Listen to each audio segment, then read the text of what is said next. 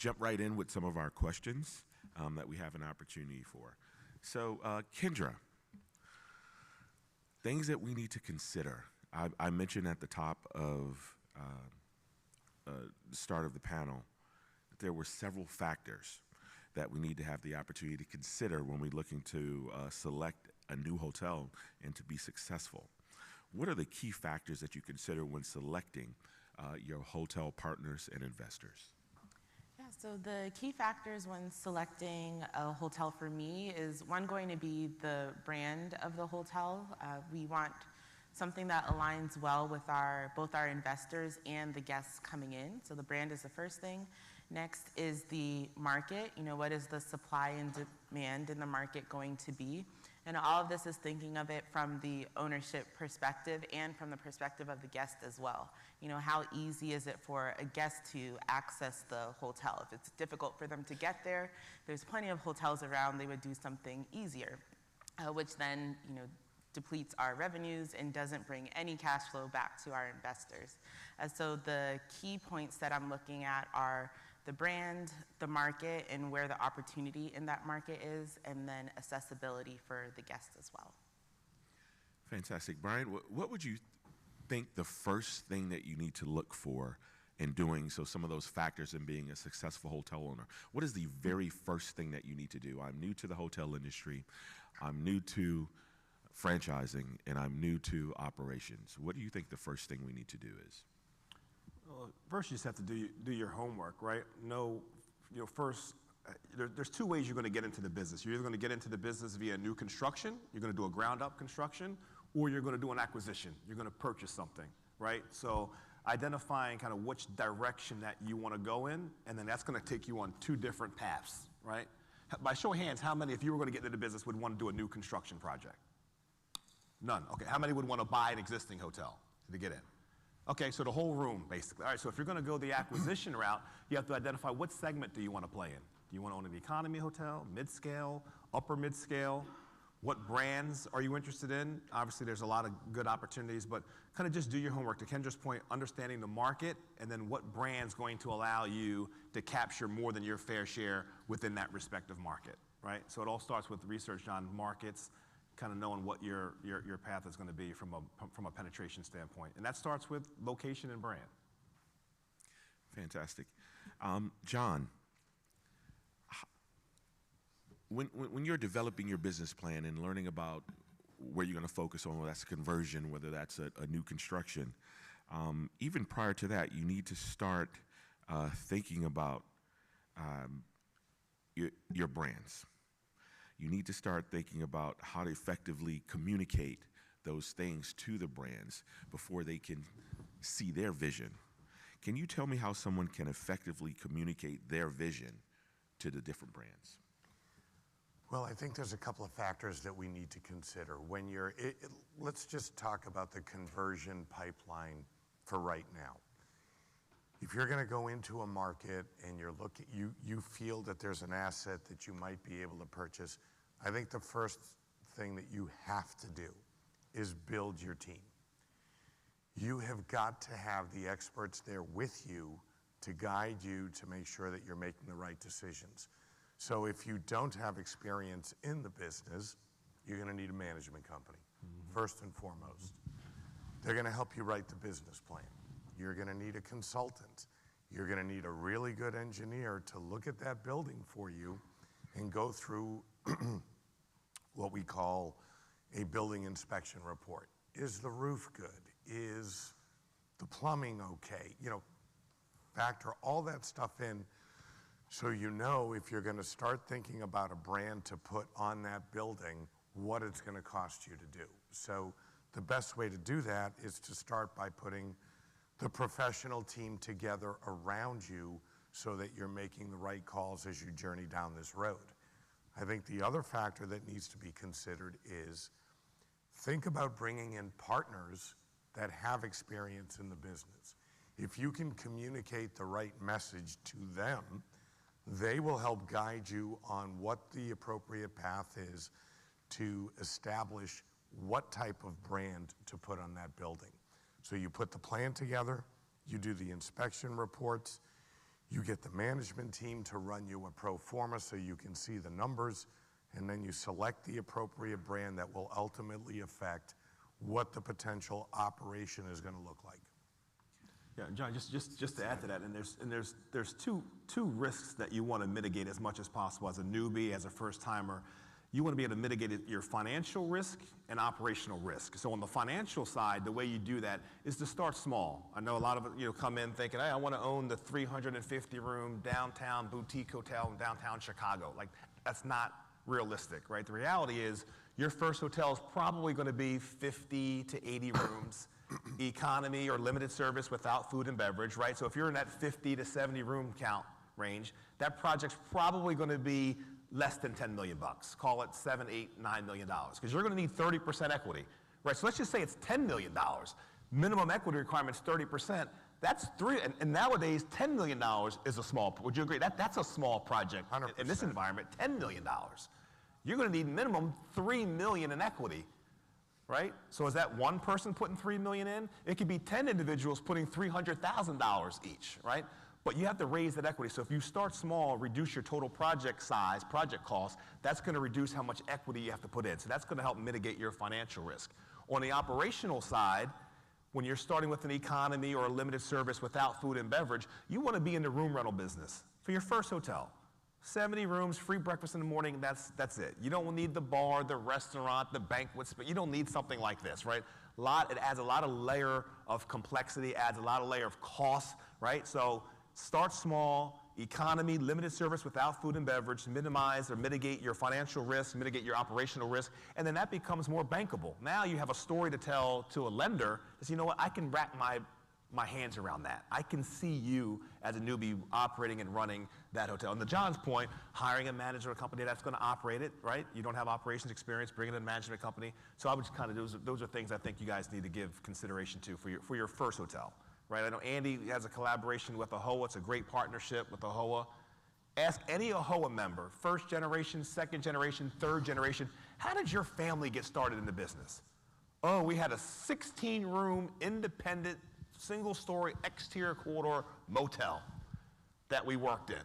And then that became a 50-room economy branded hotel, and then it became a mid-scale. And now this third, fourth generation, they're doing the massive projects. But they started small, and they learned the business, and I would advise you guys to kind of follow on that same path.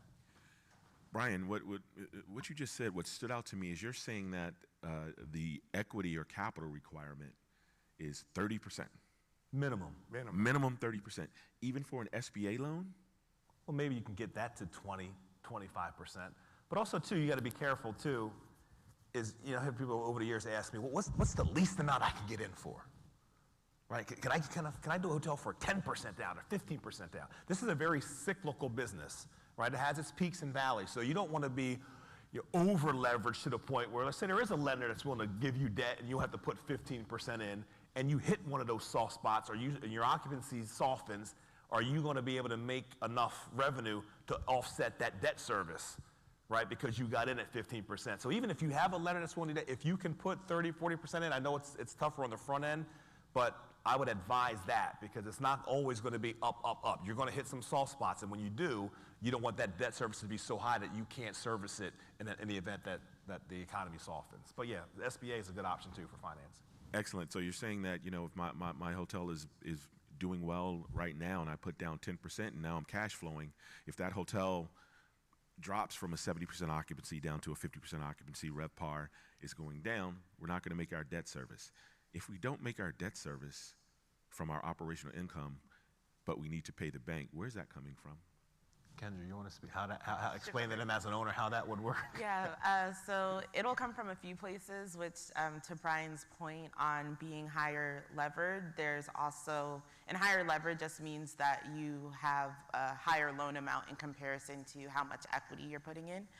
So if you're going in at a higher loan amount, it's not just free extra money. There are still more risks that come with that as well. So it's important to consider that. The biggest risk there is that on the SBA side, you do have to be a guarantor. So when John asked, if your hotel misses and fails your debt service payment for an extended amount of time, whatever your loan agreement says, and you go into default, where is that coming from? As a guarantor in the SBA, they can come after all of your assets because you are personally guaranteeing it. So that includes any cash that you have on hand, it includes your house. So you want to make sure that you're going into a smart investment and not just doing it thinking that you'll easily be able to be off the hook if it goes into default. If you're in a different loan type, in the primary place that if you go into default, what you'd be able to use to get out of it is the hotel itself, which might be a short sale of the asset.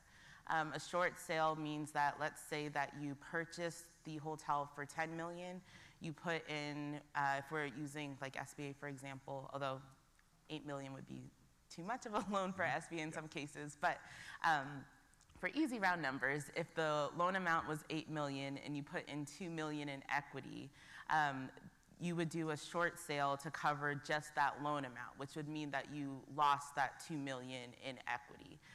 So if your loan goes into default, you're still not going to make any profit, and it's going to be a loss to you, but a profit to the bank. So you do want to make sure that you're not just going in overly leveraged, as Brian mentioned. You want to make sure that you're doing a full out pro forma, not just on the best case scenario, but also on what happens on the worst case. What happens at bare minimum if this hotel doesn't do any better today than it did yesterday? What would my risk in the asset be? Yeah. Fantastic. And Brian also mentioned something that was great is, and John, you mentioned earlier, something about team. Who do you need on your team? Everybody talks about team, putting your team together. Who is on your team? What segments, what factors, what industry experts do you need on your team? I'm looking to do a hotel. I've done my due diligence. Now I'm ready to purchase a hotel. Who's on my team? Well, in my opinion, your management company is one. So management company, number one. Number two, your company that did your feasibility study. Number three, your partners. You got to have everybody on the same page. Minimize your risk, more partners. You're the GP, general partner versus a limited partner. You're calling the shots. As far as I'm concerned, your first foray into the business, I don't care if you have 30 partners. You're minimizing your individual risk. Same for the partners. Get everybody on that same page. Now, that's your team. Those are the folks that are going to help you figure out how to run this hotel. But before you get that, you need an expert from one of the branding companies to help you make the most educated decision you can make as to what brand is going to work for that particular asset. If you don't do that, and everybody said it, don't put the wrong brand on a building. Stick within your swim lane. Start with the economy or premium economy or mid-scale segmentation so that you do not have to worry about a food and beverage operation, a meeting room operation. There are experts that do that from a management company standpoint, but you don't need that right away. You need to rent rooms, you need to maximize the revenue, so that team that you build, along with the brand that you pick, have to guide you in the right direction to put the right brand on the right box at the right time. Period. I'm making it simple, but that's a complicated thing to put together, and you have to take your time and do it right. Fantastic. So I'm looking at those hotels. So he asked a question, Brian asked a question earlier about whether you were going to do new construction or whether you were going to do conversion. Okay? And 99.9% of the audience said that they would do conversion in that opportunity. Once I find an asset, number one, where am I looking for that asset? Number two, as John mentioned, what brand to put on that asset and why to convert. So I've gone through, I've looked on LoopNet, I've looked on Crexy, I've looked on different sites to try to find my hotel. I see something I like. I see a 60-room hotel It's on an ocean. It's in North Carolina, right next to the beach, right along there. And what would I consider? What factors am I looking at prior to purchasing that, other than the price? Say the price was great, and I want to do that. What's the next step that I need to do, Kendra? Okay, so the first thing that you need to do, it's like perfect, you've done your broker call, you've gotten all the information, you've read the OM. You need to do a full-on underwriting. And if a hotel-specific underwriting is not something that you are already well-versed in and know how to do, then you need to have someone who is not your brand or the management company do that underwriting for you, because again, you want to be looking at just not the best case scenario. So what that underwriting will tell you, it's going to look at the trends for the past few years. So in the deal room that a broker would give you, one of the things there is going to be what's called a STAR report, or Smith Travel Research Report. That report is going to give you a trend for the past 5 years, 3 years for the competitive set. So whether you're doing a development or an acquisition, it's very important to know how the market is trending. Is there RevPAR decreasing year over year, which could signal that maybe a big business demand has actually left the market, which would greatly impact your hotel? Or is the market increasing and your hotel, most of you said we're doing an acquisition, so if your hotel is not increasing with the market trends, what's setting your hotel apart from the rest of the competition? Why is it doing better or worse? And in your underwriting, what are you going to do about it to change and increase the performance in the hotel? The other piece that you'd be looking at in that underwriting, all of this is analytics, it's trends, it's studying market movements, it's economics. So you're looking at the profit and loss statements from that hotel. Again, if it's an existing asset already, you want to know how the prior owner or operator was performing in that hotel, and with their net operating income coming through, what's their cash flow margins? Are they able to cover the debt service payment that you would have? In your pro forma going into the future, a lot of costs change. For example, insurance. How would you consider your insurance costs increasing in the way that the markets are trending right now, where insurance in some markets can really kill a deal at this point, and what we're seeing a lot, especially in what would be like a flood zone or coastal markets. So a lot of people are like, oh, I want to own a hotel in Miami. Well, what is that Miami insurance looking like right now? That's something you need to project in your pro forma, which is going to tell you almost like a budget for each year of your entire hold period. What can you expect your hotel to perform at? Those numbers will then say, based on your cost of what you're purchasing the hotel at, this can be your expected return. And that's why all of you need to have an investment goal of, why am I investing in a hotel? What am I expecting to receive profit-wise in my return on investment? And that's how you'll determine, is your deal feasible or not? Feasible just means that this hits the goal that I was looking for going into a hotel in the first place. And just real quick, so from a branding perspective, in that scenario that you, I'm already reading your mind. So from a branding perspective, is that hotel independent or is it currently flagged, right? If it's an independent hotel, you can put it under contract and negotiate the longest due diligence period that you possibly can. That gives you time to figure out whether you're going to close on it before your down payment goes hard, right?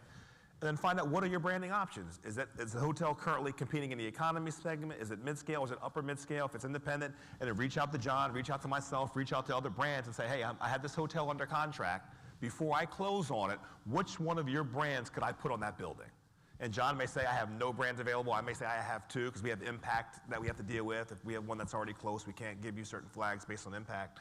But find out from all the different brand partners before you close on it, hey, if it's a Marriott brand, I can put this flag on. If it's Choice, I can put this flag. If it's Wyndham, I can put that flag. Know what your options are. And then with that, what would the PIP look like? PIP stands for a property improvement plan. You may be buying it. John said, oh, it's a great price. It's only $3 million bucks. But if John's PIP or my PIP is $2 million, now your all-in cost is $5 million, not 3, it's 5. And to Kendra's point, now will the market and the demand support a $5 million purchase price? If not, you may have to walk, right? If it is branded already, then the question becomes, hey, if I buy that hotel, say it's a Wyndham brand, you better call us up to find out, would we retain that flag and keep that flag on that building? Right? Just because you're buying a hotel and you're buying a flag, that owner could have just gotten a notice 2 years ago saying, we're pulling the flag in 2 years. And that's why the owner's selling it, because he doesn't want to get clubbed with a huge PIP in order to retain it. So you know what? Let me just sell it. So you think you're buying a hotel that's branded a certain way, but in actuality, you're buying an independent hotel 18 months from now, it's going to be independent. And if that's the case, what are you going to convert it to? So my advice is before you close on anything, know what your branding options are, and then from there, then you can go down that what Kendra was talking about, all the analytics and the return and the projections and all that based on how you're going to flag the property.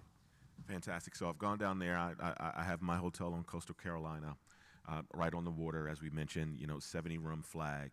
Now I have selected my brand. How do I approach the brand?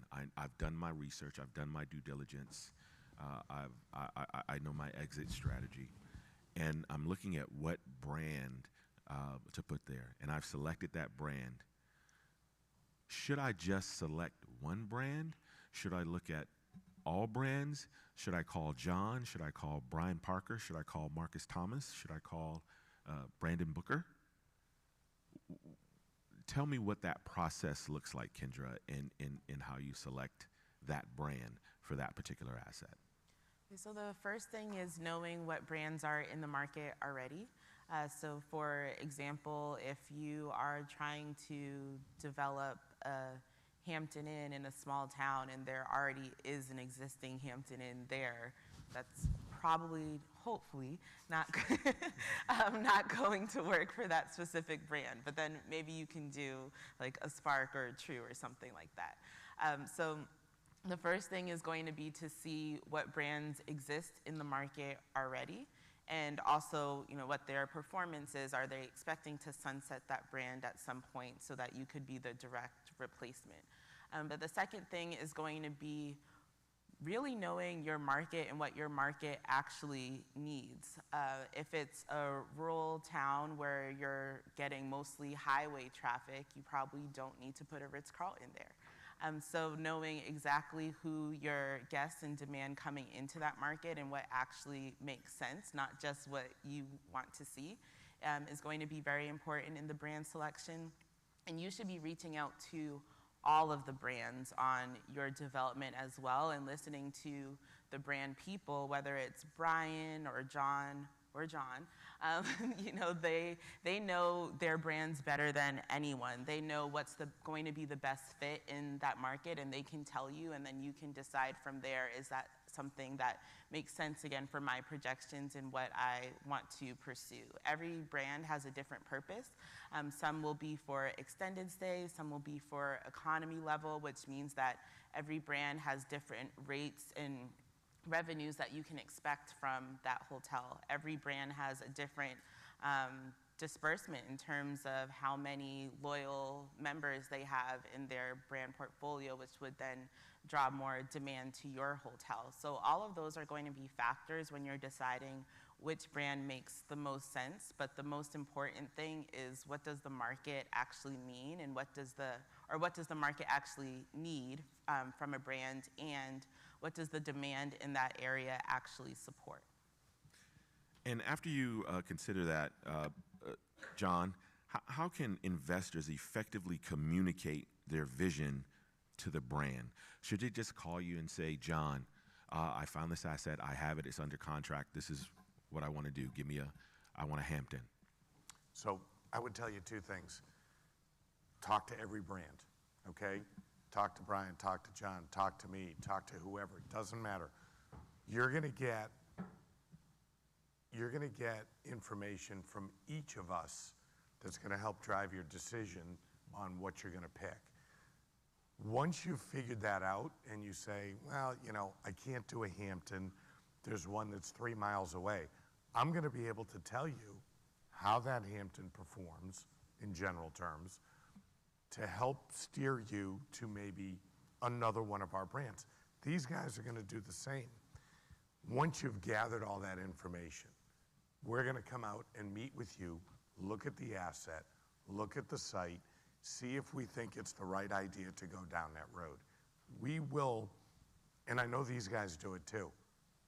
I mean, we probably say no to about 60% of the deals that we look at because we cannot afford to steer you in a wrong direction, have you lose money on an asset, you're never going to come back to us and trust us again for your next deal. There may not be a next deal if you don't get the first one right. That's right. So I don't have a problem telling you, I hate your site. I won't be that blunt, but I'll be like, don't do it. Or it doesn't work for us, you might want to talk to someone else. These guys might tell you the same thing. If you get that 2 out of 3 of us are saying, don't do it, Probably not. think really hard about doing it because we've been doing it for a long time. We're not always right, but we're right a heck of a lot more than we are wrong. Fantastic. Great advice. So you've chosen that brand, and now you're operating that particular asset. What are some of the best practices for maintaining strong relationships with your hotel partners, Kendra? So I think the best practices for strong relationships with your hotel partners is just communication. It's how any healthy relationship should be able to grow and develop is by speaking to them.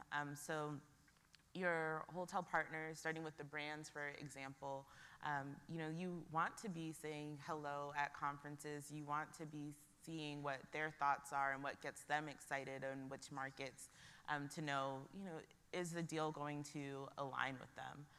For your investment partners, you want to have transparent communication.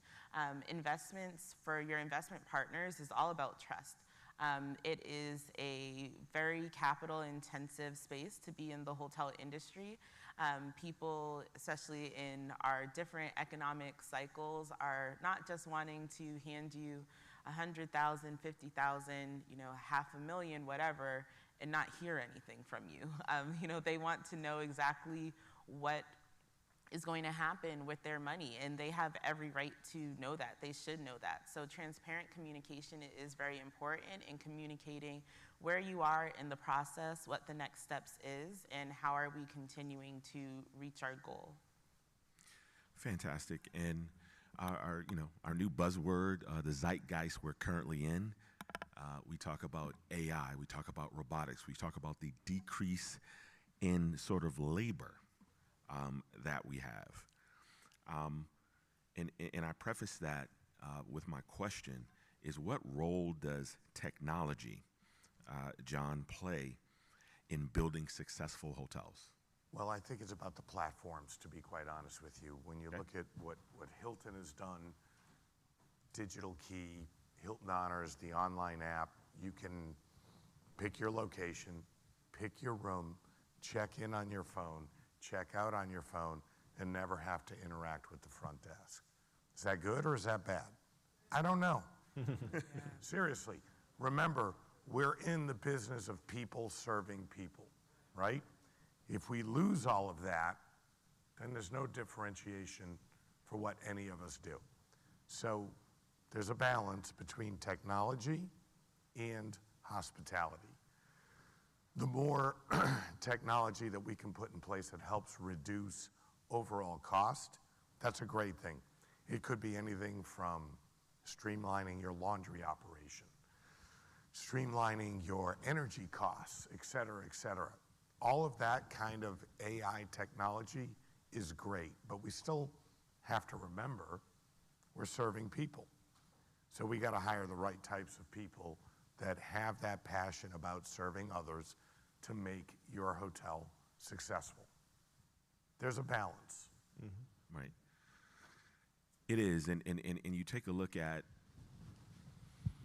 our current generation, so Generation Z, Generation Alpha, and they're used to other forms of technology. They're texting. They may not want to talk or converse with someone at the front desk. But then you have on the other spectrum the baby boomers who are still traveling, who have the opportunity. So that balance is, I think, key for us from a technology standpoint. Brian, what approach do you think hotel ownership gives aspiring hotel owners the greatest chance for success? In terms of what direction to take? What direction? Yeah, I think I touched on that a little bit earlier. Is, start small, right? Leave your ego at the door, right? You want to put yourself in a position where, again, you're minimizing risk operationally, financially, selecting the right brand. Again, if you want to go the acquisition route, which is great. Also, too, we didn't touch on kind of replacement costs, right? So if you're looking at buying something, right? Say, hey, I want to purchase an existing hotel. Depending on what that ask is, right? For the asset, it could be $8 million, $15 million. You say, wow, I could build that hotel. I know no one really raised their hand saying they wanted to do new construction, but if it's a great hotel for sale for $15 million, you can say to yourself, wow, if I built that hotel new, I could build it for 12. Right? So you're buying out someone else's equity, right? They took the risk to build it and ramp it up, and now they're selling it. They're going to sell it for a premium so that they get the strongest return on their investment. So you have to say to yourself, wow, $15 million, if I were to build that hotel new, I could build it for 11 or 12. You have to keep that in consideration as well. But yeah, I would just, again, start small, limited service without food and beverage. Keep it simple. And again, if you want to get into the business via as an investor, that's another option too, right? There's a gentleman, he's a multi-unit Wendy's franchisee. I met him, 20 years ago. And he's just now getting into the business, and he's doing it by investing. So he's an LP, right? He invests in a couple of different hotels. So at least he put his foot into the pool. He's in. He can say he's an owner, and that's kind of Kendra's model, right? So he can invest with Kendra. He can invest with other owners. So that's another option that you have as well, where you can get your foot in the water, invest some money, and then kind of grow that way as well. So. Awesome. So you mentioned LPs and people investing. Brian, what advice would you give to new hotel owners about building a network within the industry? Well, the only way you're going to build a network, and I don't want to oversimplify it, but you have to network, right? To build a network, you have to network. Like, come to events like this, whether it's NABHOOD. There are tons of hotel industry, whether it's NABHOOD, NYU, the Alice Conference, the Lodging Conference, you have the AHLA, you have the IFA. There's so many conferences that you can go to, but attend events, make yourself present, establish and build relationships. Even go to non-lodging conferences, right? You can go to a HOA, right? So, but even outside of lodging, go to other industry events. Go to your local chamber, of commerce events. Go to other conferences, because you might not get the hotel expertise from those events, but you'll build relationships with folks that could become your partner or that can invest with you. So I would say that's the most important thing. Obviously, you want to subscribe to all the industry publications, whether it's print, whether it's digital, online, just to kind of get versed in the lingo and understand trends, everything that's going on in the industry. But you have to build, the only way you're going to build a real network is to get out there and meet people face to face. And I think you can do that through attending events. Just to add to that as well, it's fully networking, but also networking with purpose. So Right. something that everyone should have is their own personal investment plan or investment thesis, basically, which if you're a general partner, that investment thesis, for example, Elise Capital's investment thesis is that I'm looking for limited service hotels within premium brands that are going to be in secondary and tertiary markets, but that have a diverse amount of demand generation for deals in the 10 to 30 million range, and looking for an equity multiple of at least a 2 times and a 18% IRR. That's a general partner's investment thesis.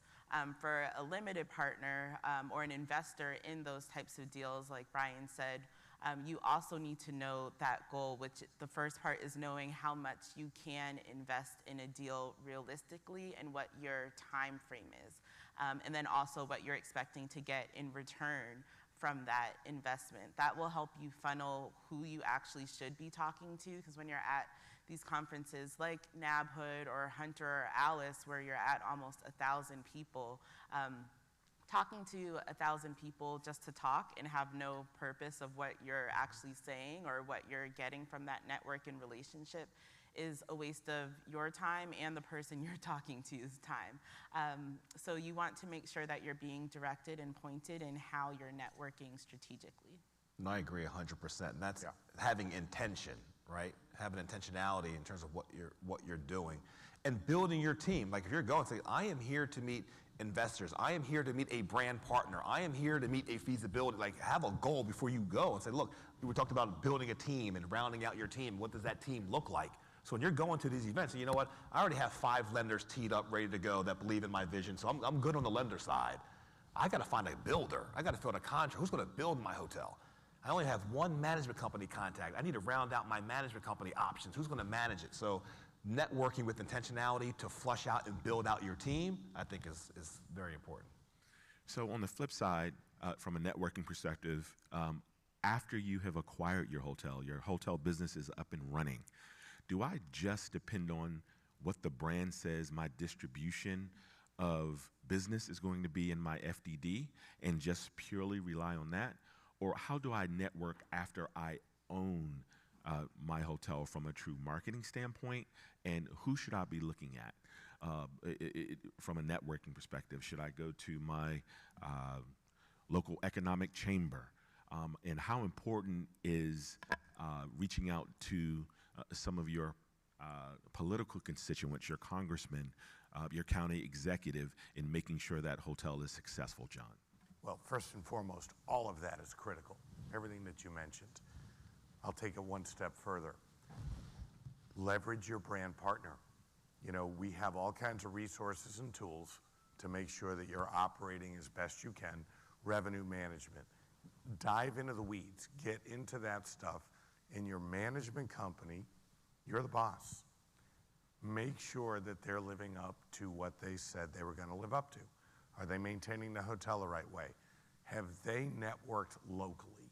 Are they talking to the mayor, the congress people, the governor, whatever the case may be? If they're not doing that for you, they're not doing their job. You need to make sure that your hotel, once you've branded it, once you've renovated it, got it open and operating, you need to get your name out there. And the way you get your name out there is by working with all of your partners to make sure that you've leveraged every part of that asset to the best of your ability. Now, the other part of it that we haven't talked about, Kendra can speak to this. What is your strategy? Are you a long-term holder, short-term holder, medium-term holder, meaning I'm going to keep this asset for 5 years, then I'm going to sell it. Then I'm going to look for another opportunity. It does not matter what that strategy is in relation to making sure you're leveraging the tools that the brands give you and that you know what's going on in the local community to leverage all the business you can for your asset. Fantastic, great advice. So we have about 5 minutes prior to closing this, and I wanted to open up the floor to see if we had any burning questions that you would like to ask any one of the panelists. Let's start, and if you, I'm sure we don't have a mic, but if you could project loudly, that would be great so that we're able to hear. Let's start over here in the left. They have a mic coming. Oh, they do? They have a mic coming. Oh, fantastic, fantastic. Andy, could you take it over to the lady in the pink blazer?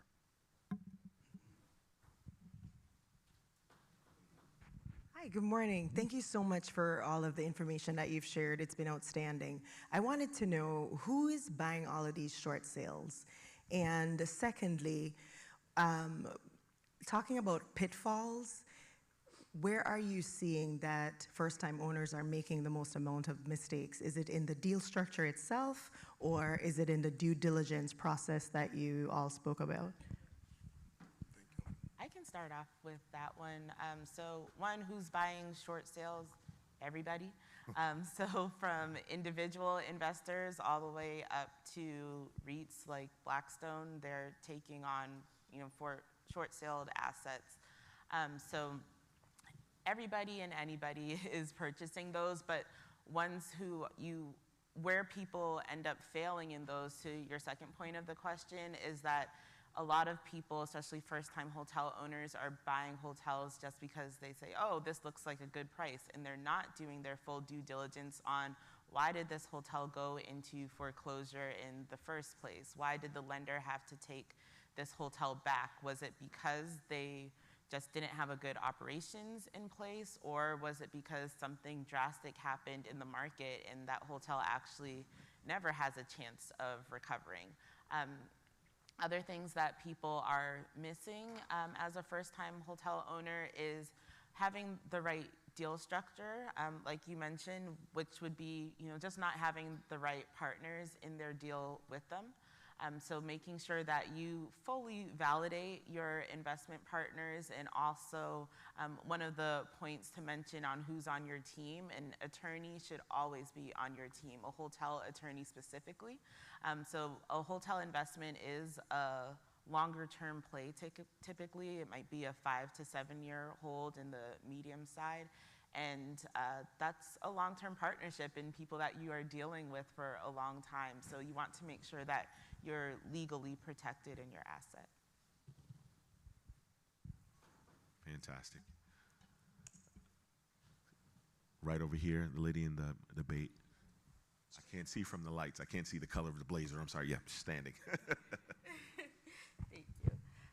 Good morning. I'm Jasmine Wilkerson. I'm a student at Morgan State University.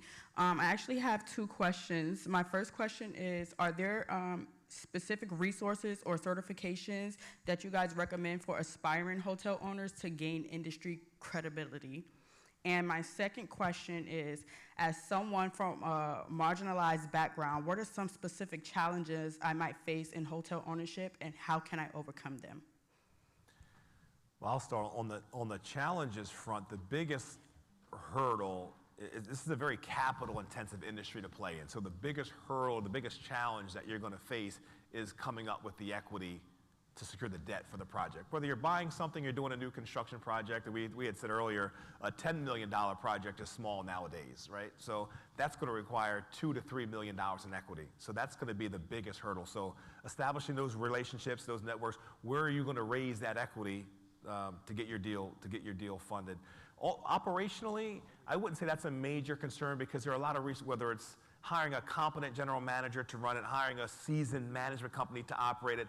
The good thing about hotels, they can be passive investments, right? You do not have to technically be the owner-operator in the hotel working day to day. You can hire a management company, but you need to know how to hold the management company accountable, right? So that you set your own success metrics, whether it's what your occupancy, ADR, RevPAR, RevPAR index to your comp set, whatever those success metrics are, and making sure you hold your management company accountable to that. So I would say that's probably your biggest challenge is on the equity side, being able to secure debt for your project. So. And I would also say, and you mentioned earlier, your first question was, what sort of certification should I do and how should I do? The panel mentioned networking. Networking is always great, but how can you do your own due diligence in education?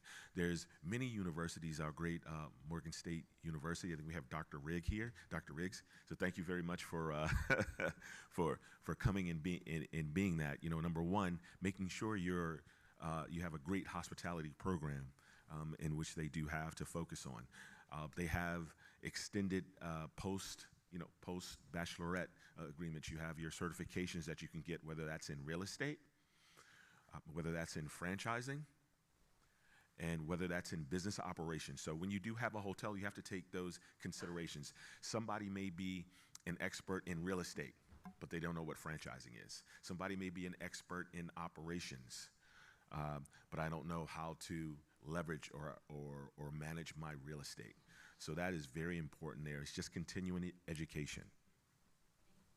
Okay? The gentleman over here.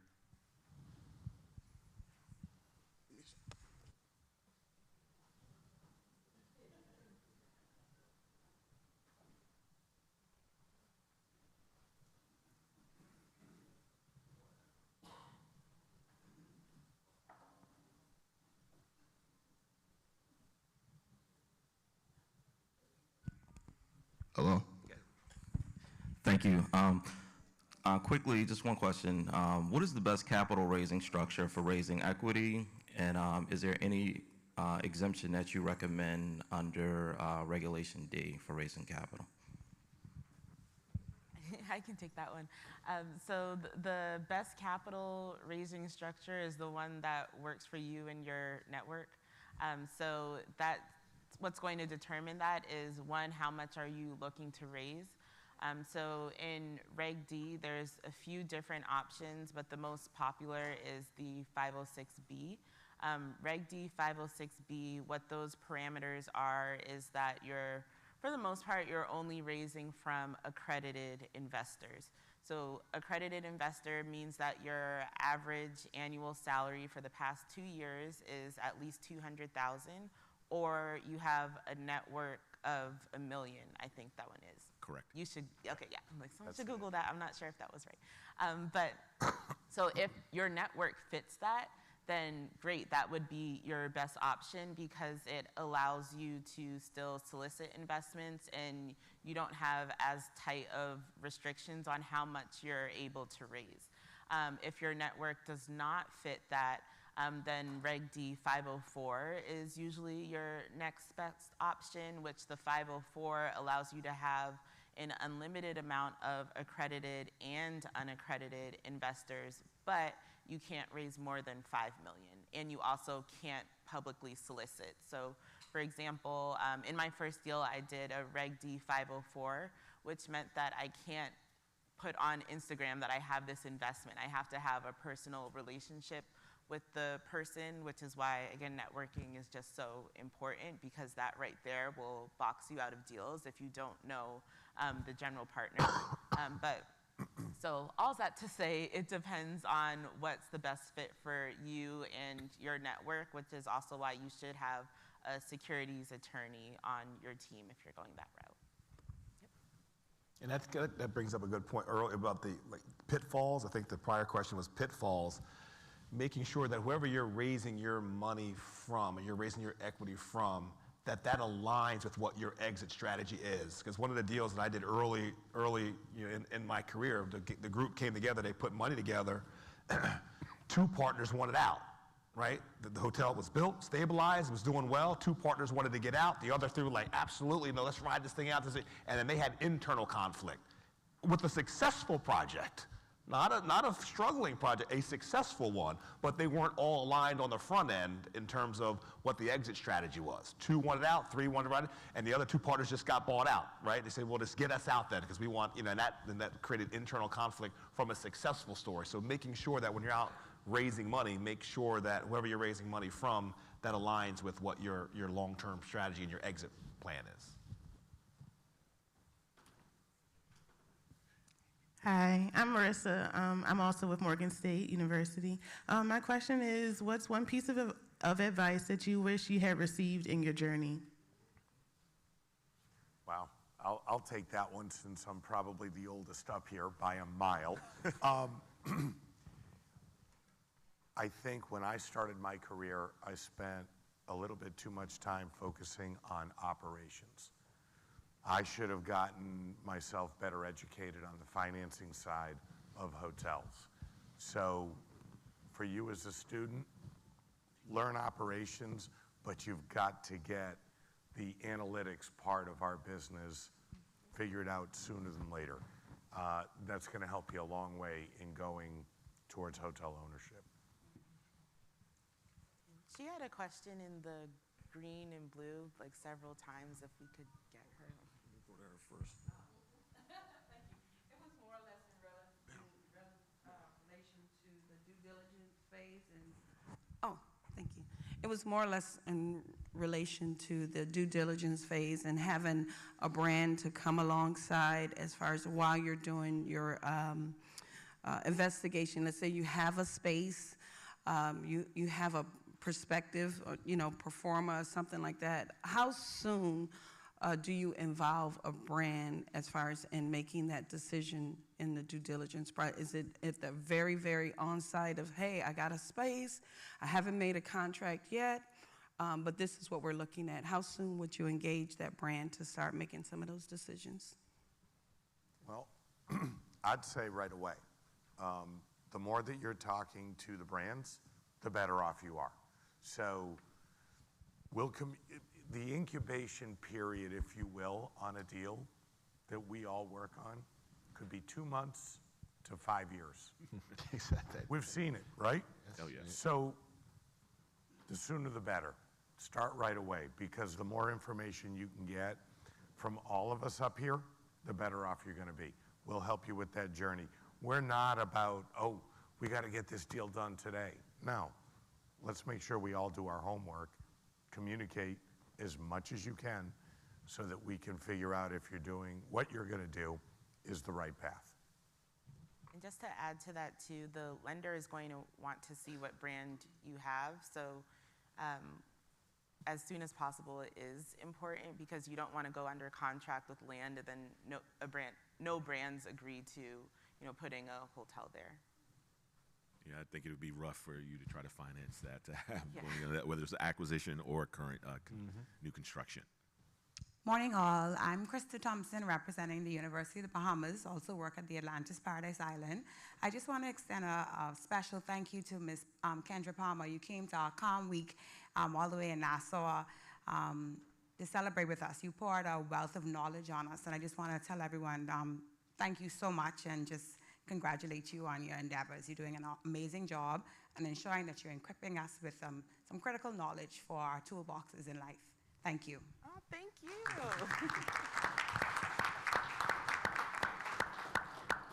Okay, we have a couple of minutes and we're going to wrap up. So I'd just like to go with the panelists. Is there anything that you wanted to make sure the audience knew that we didn't have the opportunity to discuss, and sort of some of your closing thoughts and sort of a parting nugget to our aspiring hotel owners on how to be successful?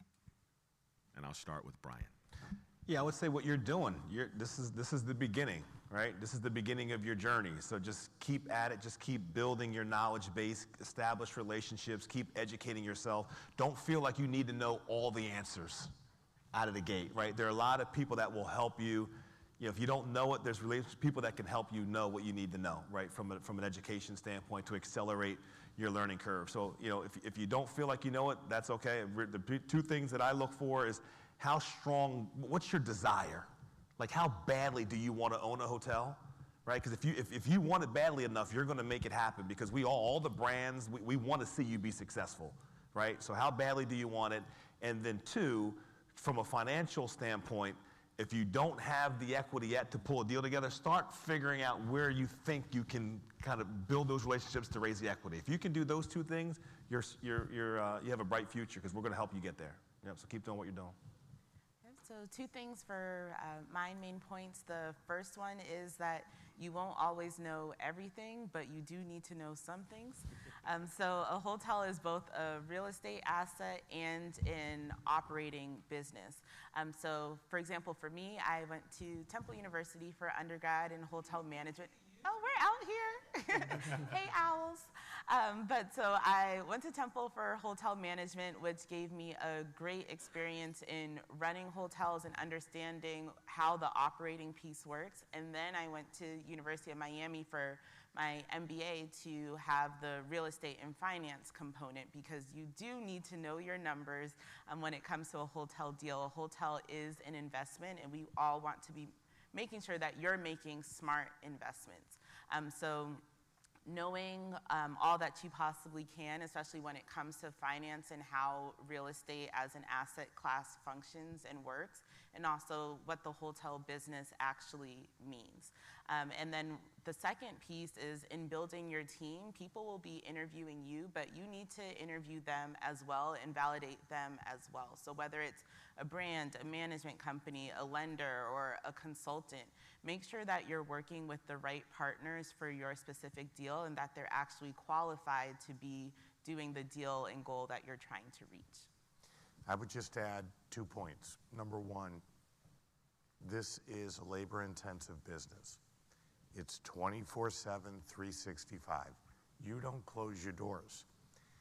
If you've got the passion for that kind of a business, you're in the right place.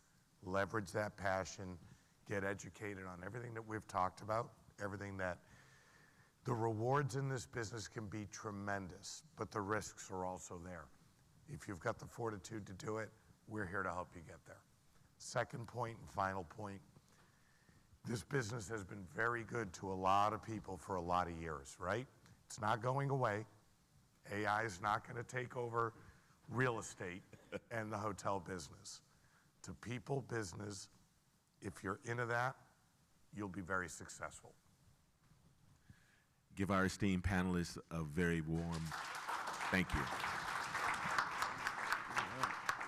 Thank you. That was John Lancaster of Choice Hotels, Kendra Plummer of Elise Capital, John Koshivos of Hilton, Brian Parker of Wyndham Hotel and Resorts. Our next session is on the Capital Forum, funding the deal, looking for capital, how to find equity or debt, and why would an investor or a joint venture partner fund a project. Our moderator is Mitch Miller, attorney and CEO of the Miller Law Group. His panelists, Daryl Deese of Toro Capital Advisors, Blythe Pierre-Louis of Senior Vice President of Capital Markets with GenCom, Ramel Lee from R.D. Lee Capital Partners, and they'll be taking the stage. Do we have to have the lights so bright? Yeah, well, I'm not feeling very photogenic at the moment. Good morning, ladies and gentlemen. Thank you for getting up and being here this morning. And our topic we're going to cover is to funding the deal, looking for capital, how to find equity or debt, why would an investor or joint venture partner fund a project? These are critical questions in your journey to be successful as hotel owners and entrepreneurs. We have an esteemed panel, Ramel, Blythe, and Daryl, and I'm going to let them introduce themselves, take a moment or two for each of you into what your organizations do, and then we'll engage in some conversation. Good morning. Thank you for having me. My name is Daryl Deese. My firm is called Toro Capital Advisors. We are true advisors. We are debt and equity intermediaries in the institutional and middle market capital markets. Good morning. My name is Blythe Pierre-Louis. I'm with GenCom. We're a Miami-based investment and a development firm focused in luxury hospitality all over the world. I'm responsible for sourcing debt when we're doing any number of activities, whether it's refinancing within our portfolio, buying something, redeveloping. I also get involved a fair bit in our sort of investor outreach and communication as well. I'm Ramel Lee, managing partner of R.D. Lee Capital Partners. We're a boutique private equity firm, and we recently launched a fund to raise capital to acquire select service and extended stay hotels. Good. Have you been successful? Is the fund there? Yeah, we just closed on our first round of capital raise. Congratulations. So, and my name is Mitch Miller, as many of you know, and I'm an attorney, but I represent owners and developers. And you know, one of the services that a good counsel should provide for hotel owners is to provide resources, whether those are physical or human or financial. And so we also help arrange capital either through knowing individuals like these three people or others, and so we help both on the debt and equity side. So we're going to help engage with that today here. So Ramel, how's the biggest of fun? So we used a Reg CF exemption. There's different, if you're not a securities broker, you have to use an exemption from the SEC to raise capital. Well, we used the Reg CF exemption to have the ability to raise capital from non-accredited investors. So we're entitled to raise $5 million a year. Okay, very good. And are you considered the issuer? Is that how you did that? Yeah, we're the general partner in the deal of the fund. Right. And the shares we sell are the class of shares that we sell as limited partners. Right. So just as some background and education for you all, when you go out, say you're going to do a $20 million deal, $14 million loan, you're going to need $6 million. Typically, your investors will feel far more comfortable with your running the deal if you're in at least 5 to 10% of the amount of equity. Have a little skin in the game, as they say. So that's a substantial amount of money on $6 million, 10%, $600,000. It's a nice check for most people to write. And that makes you and qualifies you as an issuer. The other say the other $5 million that you're going to need to raise, let's say it comes in $100,000 chunks or it comes in $250,000 chunks, you're going to be selling to anywhere from 20 to 50 different people in terms of investors. You are selling a security, and you need to comply with the securities regulations. Now, Ramel, issuers are exempt from being brokers, but you will deal with a number of different brokers and navigating those waters and making sure you comply with the securities regulations in a lot of different ways. I won't get into the details of that here, but you must know that you are selling a security and you are subject to the security regulations, and you better cover your derrieres because there are pretty severe penalties for not complying with them. So that's enough. So tell me about your funds. You're an intermediary. Yeah, so we're an intermediary. So let's talk about the equity side. It's different for the debt and it's different for the equity. So let's talk about the equity side. Raising equity in business, regardless of the business, that's the hardest thing to do in business. And it's typically the first sale you're going to make. If you're selling hotel rooms, if you're selling widgets, whatever you're selling, you got to sell in equity investments the first thing. Yeah. Whether it be stock or membership interest, whether you're doing for a hotel or for widgets, it doesn't matter. You're selling a business proposition, and that's the hardest thing to do. So tell us about how you do that. Sure, absolutely. So our firm, again, is an intermediary. On the equity side, we work with anywhere in round numbers from 3,000 to 4,000 equity providers. That's in the firm of equity funds, family offices, high net worth individuals, et cetera. It is difficult to raise equity in this market. So to give you an example, we took to market a Marriott tribute hotel, I want to say back about 4 months ago. And our team went out to 100 on the minimum equity groups to source capital for this deal. It had a number of issues. One, my client bought it at a fantastic basis at $6 million, fully constructed or framed up, 10 stories, only 2 floors complete, subterranean parking, so there were issues there. We went out to 100 or plus groups, and we found one group that would say, yeah, we like the Dallas market, we like Marriott, we like this sponsor, and we want to invest with this sponsor. So raising equity is tough.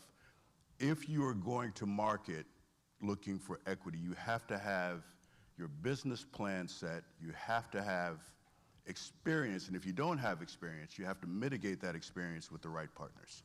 So, and that's going to help ease the process for you to raise equity and debt. So, we call it frog breath experience. So in order to get a prince, or princess as the case may be, you're going to kiss a lot of frogs.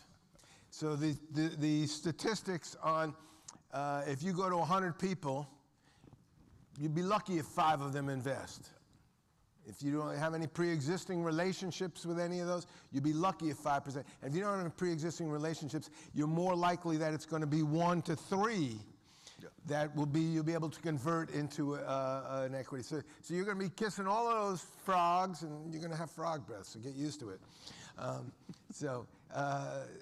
Blythe, tell us about what it is you're doing, GenCom. Sure. So our firm works a bit differently in the fact that we don't raise funds. So each of our investments, we set up a single purpose entity to then invest. So we're raising capital deal by deal. And I would say that one of the things that helped is that, I mean, we've been around over 50 years, so we've got a long track record and breadth of experience to fall back on.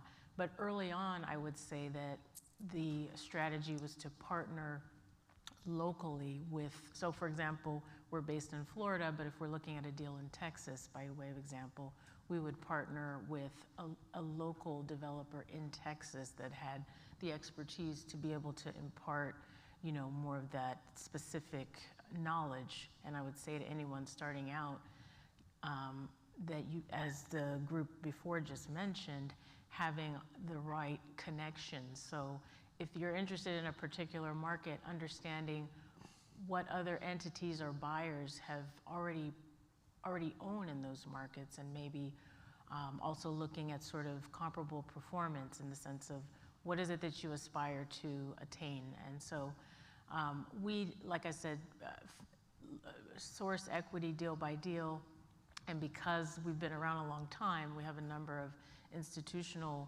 relationships and lending relationships, and also, candidly, friends and family that have invested on a recurring basis over time that we're able to draw from. But it takes, obviously, years and years. Like I said, we've been around 50 years, so that's... Moving forward, what is GenCom's role, or does it just, Exit is just doing it for the raised portion? Well, no, so we're long-term holders of our real estate, so in our firm, we also have dedicated asset managers, dedicated design and construction, so we're sort of fully integrated operation. So we tend to have a heavier hand as far as like owner oversight and making sure that, you know, the brand, different initiatives are all, you know, tracking properly. So we're a very active owner, and, you know, have built brand relationships with Marriott and Rosewood and Fairmont and various others, whereby now if there are opportunities that are maybe off the sort of marketed radar, they'll come to us and say, do we have an interest in partnering? So that has been very successful. For example, our firm owns this property here, and that was through the relationship with Hyatt. We were able to structure, you know, partnership with them, and there have been many instances of that, you know, caliber. So as the group before, you know, mentioned, relationship building is at the core of every aspect of what you're doing, whether it's, and it's not necessarily just going to people when you need something, it's actually cultivating those relationships over time. So even if it's just creating different touch points just to check in with people, it goes a long way once you're at the point where you're actually going to need to maybe do something. So let's look at what a typical kind of structure of a deal looks like.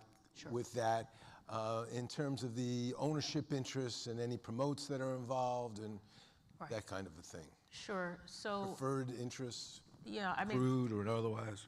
Right. So I guess just broad-based, our deals are typically capitalized with anywhere from 60 to 70% debt, and the remainder equity. In some cases, you know, if we're acquiring something and maybe changing the brand and bringing on one of our brand relationships, there may be what they call key money involved, which is basically like the operator's investment that's amortized over their management contract. So it's not a loan, you don't pay it back. It's an upfront, basically sort of a subsidy, but it's usually traded for management agreement economics. So you'll have that. In some cases, we'll put additional either preferred equity or mezz to get maybe up another 10 or 15%, but it all depends on the caliber of the deal. But broad-based, you know, to follow what Mitch said earlier, I mean, we look to put in at least 10 to 20% of the equity in our deals, yeah. So, okay, so just tell me where I'm missing the point here, missing the boat. No.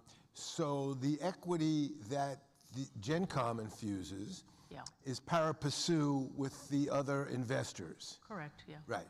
But then there are splits, and there may be accruals of preferred returns along the way out of operations, giving a yield return to the investors, which GenCom would be one of those investors. Correct, yeah. I mean, And how does this, describe how all of that situation works?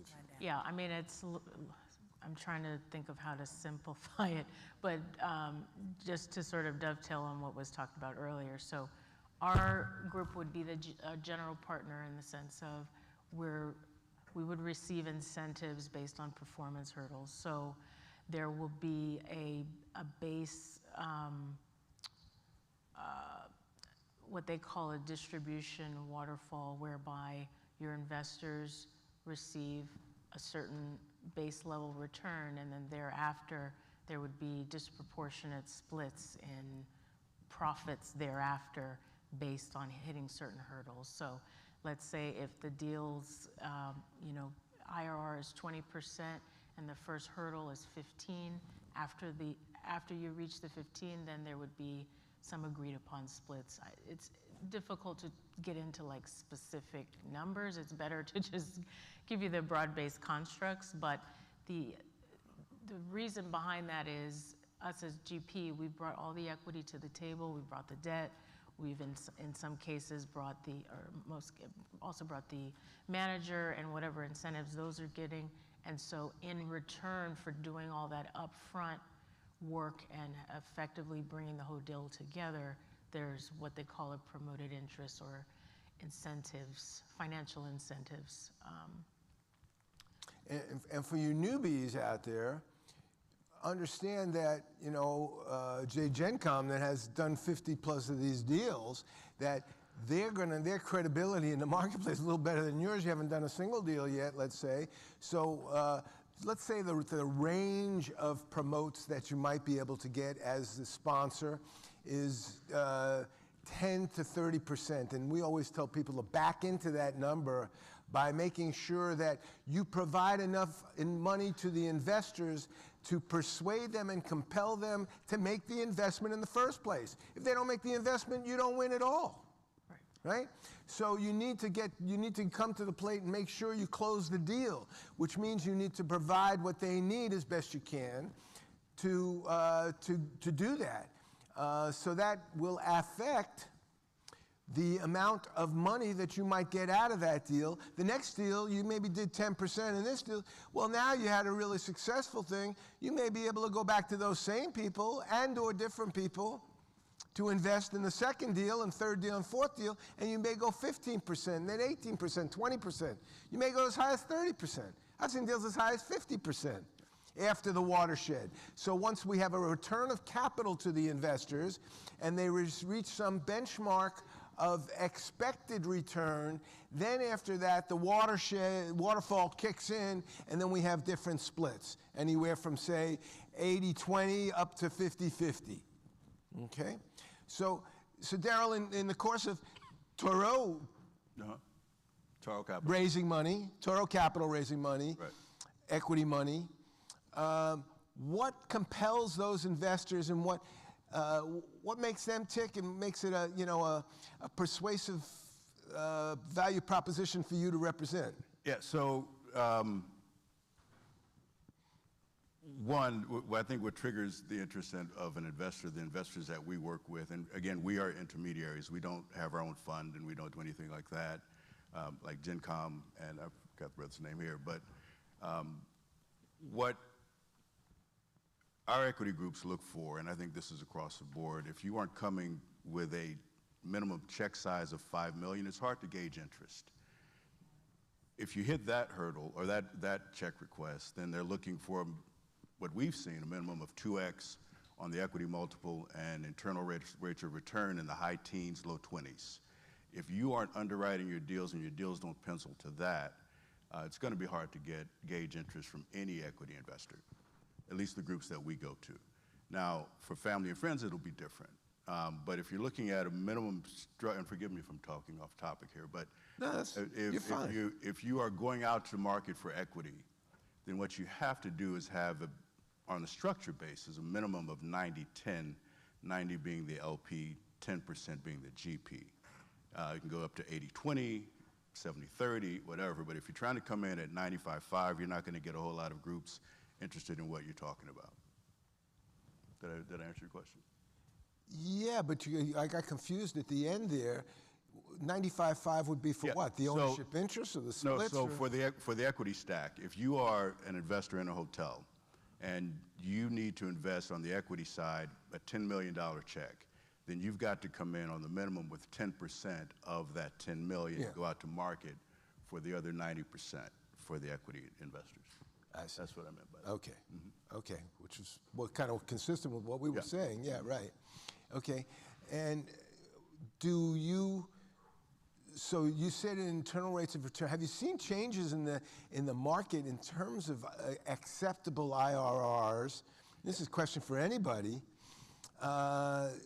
because projects are different today, costs are different, expected rates of return are different. What do you see in the marketplaces? That's to each of you. Well, go ahead. Yeah. What I can say that I've seen is people are still looking for the old rates that were available a while ago, because the reality is when you're dealing with investors, you're really, and you're dealing with alternative investments, you're competing with the stock market. And so generally everyone has a number in their head that stock market is going to give them 8 to 10% on their money. So they're looking to take that additional risk of investing in an alternative investment. They're looking for you to beat that number. And depending on the level of risk that they're taking, how significantly they want you to beat that number. So when they say, making a deal appealing, that's where you want to start. You want to start with beating that number. If the stock market is hot, you have to beat that number. If it's down, you get a little more leeway because people are saying, okay, I'm only getting 6% of my money in the stock market now. With this additional risk, I'll do, I'll accept 15% if it isn't that bad. But if the stock market's performing as normal and you're getting 8 to 10% return on the stock market, people are looking, 18, 20, 22% IRR. Right. So further to what Ramel was saying and what was being said, so even in real estate investments, so they're comparing what they might get with you to alternative investments, which might be the stock market, it might be other real estate classes as well, which is one of the things or reasons that people are investing more in the hotel industry than other real estate classes. One, office investments are way down because who goes to the office anymore, right? We're all remote workers these days, or we have to go in 2-3 days a week, whatever that may be. So that's changed that whole marketplace. When it comes to residential, high demand for residential investments, but residential properties, multifamily residential properties, are selling at cap rates of what, 4-5%, which is like 5% would be a 20 times multiple on revenue. Well, that's not I don't care what kind of investment it is, that's not great. So hotels that may be selling at a 7, 8, or 9 cap are much more desirable than that multifamily investment, presumably. It's more risk too, but than the others. So that's a reason that people are more interested in hotels today than some other asset classes. So this is a kind of a procedural question that each of you encounter, probably Gen Com the least here, because you're much more established. So how do you counsel this group here to, and we were talking about this at breakfast, and Andy was there, and some other people were there, and the hardest thing to do in this industry that I've encountered, you're competing for good assets, good land, good buildings, good assets. And frequently the fastest people who will come up with the money and close the fastest are in a competitive position. We all agreed on that? Yes, we're all agreed. Okay. If you don't, but like Blythe said, your investors are one-offs. They want to review each deal. Each one has its own special purpose entity, and either they're in or out on a deal, even if you have pre-existing relationships. So how do you enter into that purchase and sale agreement to lock up the control of it and get the deal, but you don't yet have the money lined up? And you can't, how do you get the money lined up before you get the deal? And what does that walking that tightrope look like for each of you? So when our clients come to us, they've done their diligence. They've looked at the market drivers. Why would they invest in this particular hotel? Why would anyone who they invest with them invest in a particular hotel? So our process is the client has typically done the groundwork to determine what are the drivers to that market. Can this hotel be successful? If it hasn't been successful, what can we do to drive heads to beds, drive conference, whatever the drivers are to that market? And so when they come to us, we will take what they've done, underwrite the asset, look at the asset from a financial and an operational perspective, and see if this is a deal, one, that we want to take on and if we'll be successful in raising the capital for them. Two, advise them of why this is not a great deal. So that's the start of our process. And what we do is we underwrite it, we put together a deck, we talk to the client about what their expectations are in terms of cost of capital, advise them on where the market is with the cost of capital, and we'll take the book to market. And we'll take the book to market to a number of different debt providers and a number of different equity providers if that's what we're hired for. And then come back and begin to negotiate those rates and terms with the debt groups and the equity groups. So that's typically our process, and ideally getting to an LOI where the client is happy and the investment makes sense and it ties in with what their expectations are. So how do you integrate that with the acquisition process that the sponsor is engaged in with respect to getting the asset? How do you integrate that so that it doesn't just vaporize in the middle of this whole thing? Well, I mean, You want me to take that one? Yeah. I'll take that one. So Daryl described the process extremely well. Yes. Using our firm as an example, we basically do everything he just said in-house. And before we actually approach investors, we've already got our hands around what it is we're looking to achieve in terms of the purchase price tolerance, the rough framework for the capital stack, and how much equity we need to raise, so that when we're having initial conversations with debt and equity providers, we've already done all of that legwork that he mentioned, such that we're just gauging interest. And so based on having those interest conversations, we can proceed, we sort of run parallel track with, if it's a marketed process, typically those will have at least 2 rounds of like a bid, and of late, 2 or 3 rounds of bid back and forth. So there's some time to sort of figure those things out concurrently, but it is a gentle balance, because you can't go but so far if you don't have, you can't stand behind, we're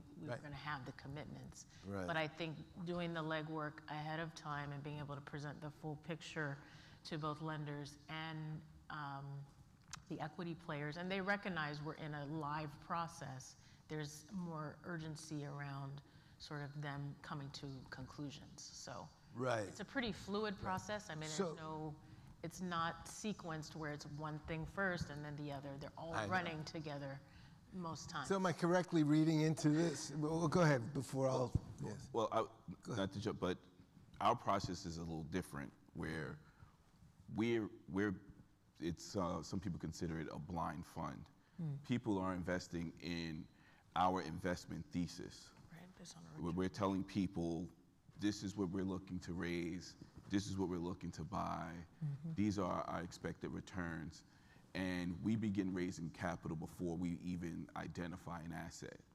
And so, but we have strict parameters that we stick within on the assets that we're looking to buy. One, because if you take on investors and you tell them, I'm going to do X, Y, and Z with their money, you can't then turn around and do 1, 2, 3, right? You have to do X, Y, and Z. Right. So we have strict parameters that we look for, but we're able, and we do this for the reason that you just described, we look to move with speed when we identify an asset. We look for assets that we can add value to, and I'm pretty sure everyone's looking for that. Right. So the fact that we're capitalized, once we identify the asset, we're able to move with speed and submit an offer and take it from there. Right. So for you two, am I correctly reading into what you've said that it's good advice to sponsors that they sort of identify qualified professionals like yourself that they want to affiliate with for the projects they may be working on, and that a lot of that upfront is done well in advance so that you can expedite the back end of the process? And and that's a great thing. It's not easy to get a blind fund, though.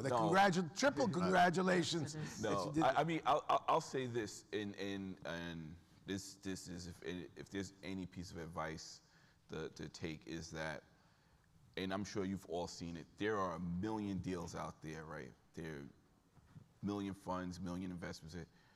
People invest in people, right? So that's why the relationships are so important. So, you know, I'm able to do what I do because I've made a lot of money for a lot of people in various areas. So when I come to someone and say, hey, I have a new business plan to go forward and do this in the hotel sector, I already had proof of concept with our own capital, people will say, okay, and the terms, the preferred terms that I give a blind fund probably are a lot different. Certainly. People say, okay, we trust you, right? We trust what you're gonna do. We trust you say that you're gonna execute, you're gonna get this across the finish line.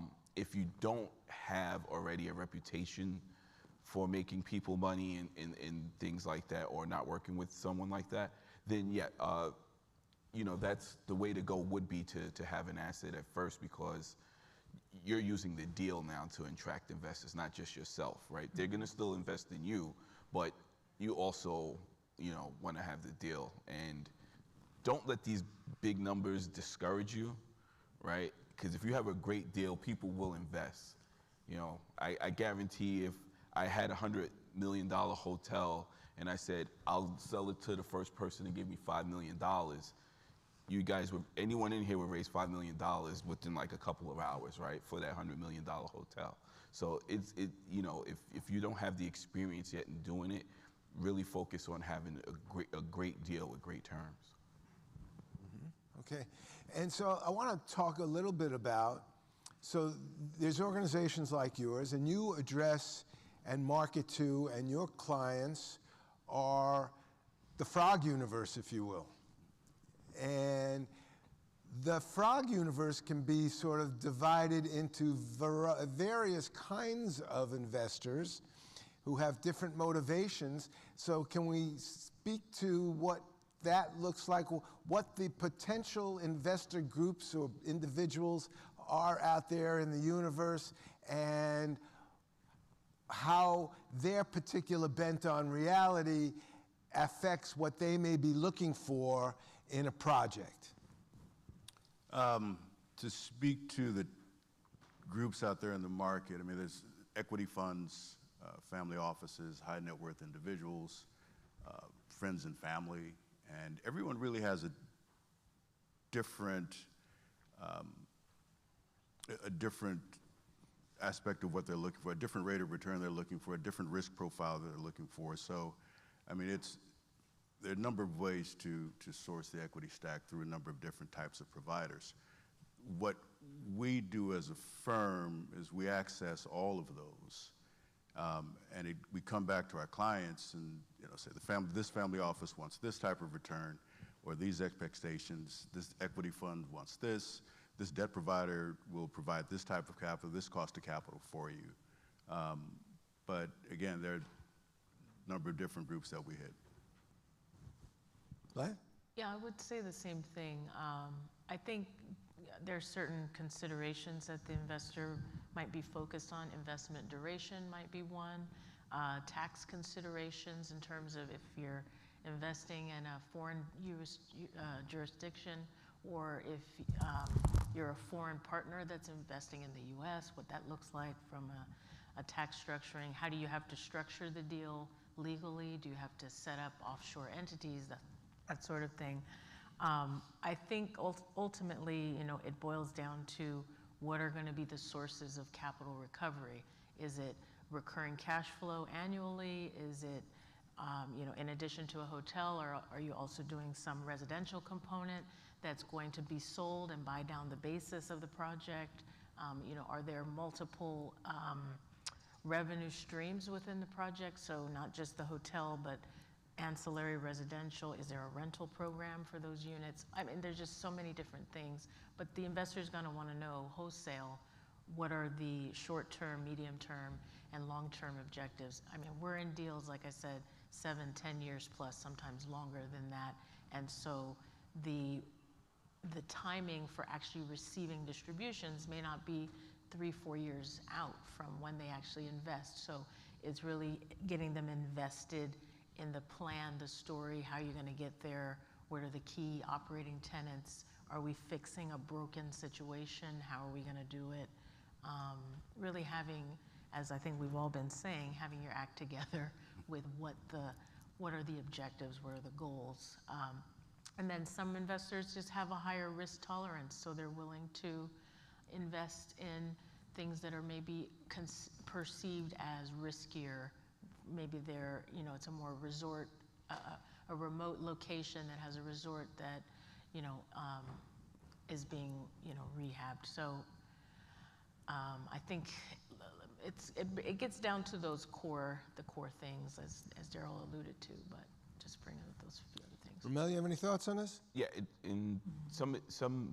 especially if you're dealing with like any institutional or family offices, so the people running them, sometimes they have a criteria, right? So they have restrictions on what percentage of the equity their share makes up, right? So you may have someone who says, we can't be more than 10% of the equity.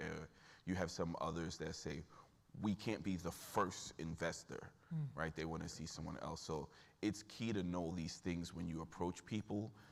One, it shows them the respect that you did the research to know what their restrictions are and you're not wasting their time. And two, you don't waste your own time because, as has been stated, you're gonna kiss a lot of frogs, right? And you want to spend your time qualifying people, not convincing people, right? So you want to get through all your no's as quickly as possible so that you could get to your yeses. Right. So for those of you who are kind of imagining and envisioning a long-term career as a sponsor, as a developer, as an owner, as an operator of hotels, or other real estate for that matter, cultivating these relationships with family offices or university endowment funds or union pension funds or any of these institutionalized of sorts, equity investment pools, if you will. You're not going to walk in on Friday and have them call you on Tuesday and go, yeah, let's go. Ain't happening. So, you may meet them. It's worthwhile for you to, if you can get a meeting with them in the first place and introduce yourself, and then 6 months later, 4 months later, you follow up with them, then you build a relationship, and that maybe that second project, now they know you're not an unknown person, and hopefully you can show some significant success on that first project, and you go, I just want to tell you about how well we did. And so cultivate and nurture those relationships over time so that then you can, ultimately you will realize something from them if they're real candidates, and you need to qualify them to make sure you're just not wasting your time. So closing thoughts from the panel, 1 minute each since we're short on time here. Okay. Start with Ramel. So I'll say, I'll just reiterate one, people invest in people, right? So you want to make sure that, you know what you're talking about, you know what you're doing, you're giving, you're not making up numbers, you're not, you know, trying to present some sort of lofty picture. Real investors, they do their due diligence, and the first sign of you don't know your numbers or you don't know what you're talking about, that's someone you've lost forever, right? So don't play games, don't be too lofty, you know, be conservative with your numbers, stress test your assumptions, because they're gonna, you know, people are gonna know if this doesn't work the way you think, what's the worst case scenario. But you know, people are gonna invest in you. I know someone ran a VC who said everyone that came into his office thought they were the first person that invented the wheel.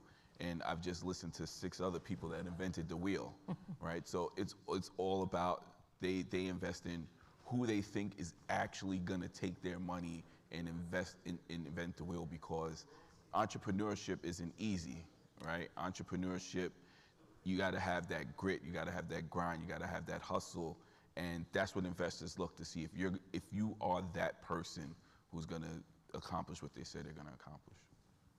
Blythe? Just to add to what Ramel said, recognizing that this is a business that it takes time to get to those levels.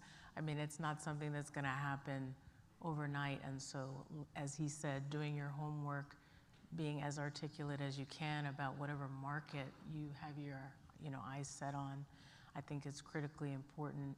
And recognizing that maybe you have to give it time before you jump into, you know, taking those bigger steps. So building relationships with people who are already investors and, you know, potentially partnering with them at the onset to kind of get your feet wet first before diving, you know, full on. Because again, you need to have a certain amount of experience to be able to then articulate, you know, wherewithal and things of that nature. So, thank you.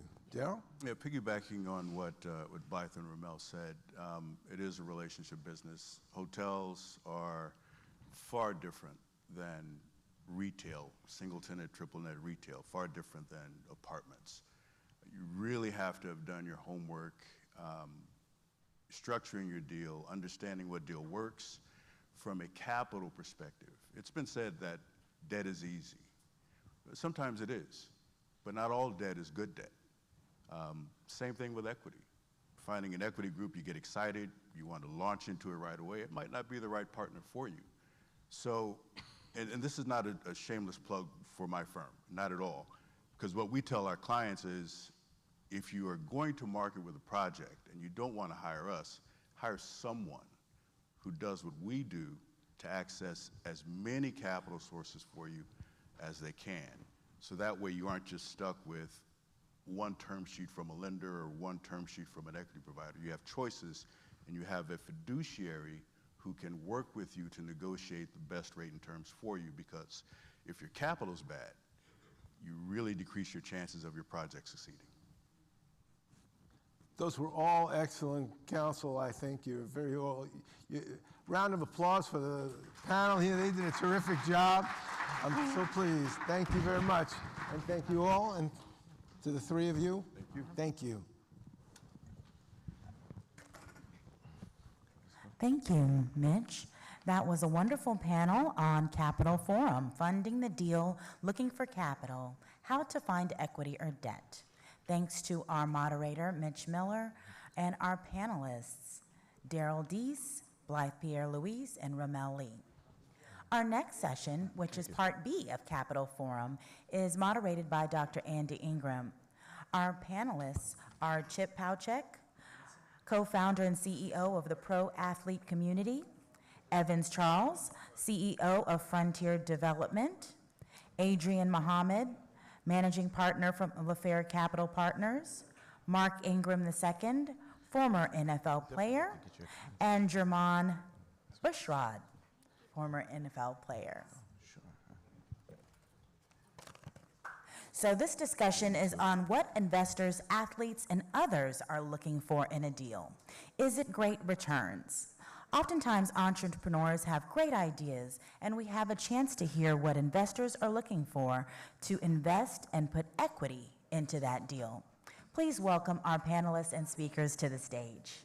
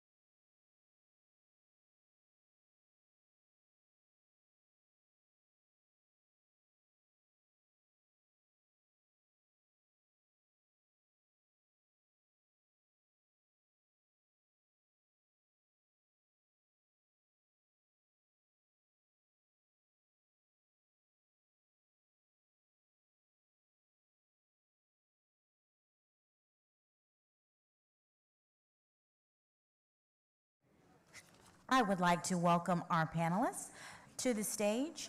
They are, for this Capital Forum session, Andy Ingram, Chip Pauchek, Evans Charles, Adrian Muhammad, Mark Ingram II, and German Bushrod. Please give them a warm round of applause.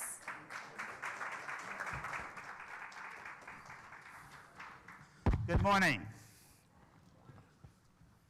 A question I get asked all the time, and I try to answer sometimes, but I brought some friends along to see if they can help me answer the question. And that is, what are investors looking for? Whether you're an athlete or an investor, some serial investors, we're all looking for the same thing. Great people to work with, return on our money, integrity. You heard from Blight, Pierre Louis a minute ago, who owns this beautiful hotel that they're going to tear down. I'm from the Caribbean. I wish I had a boat. I can put the whole hotel in a boat and take it back to my country. Blight, if you don't want to tear down the hotel, I'll put it on a boat. I'm extraordinarily proud of Blight because think about it. They own the Ritz-Carlton on Miami Beach. They own this hotel.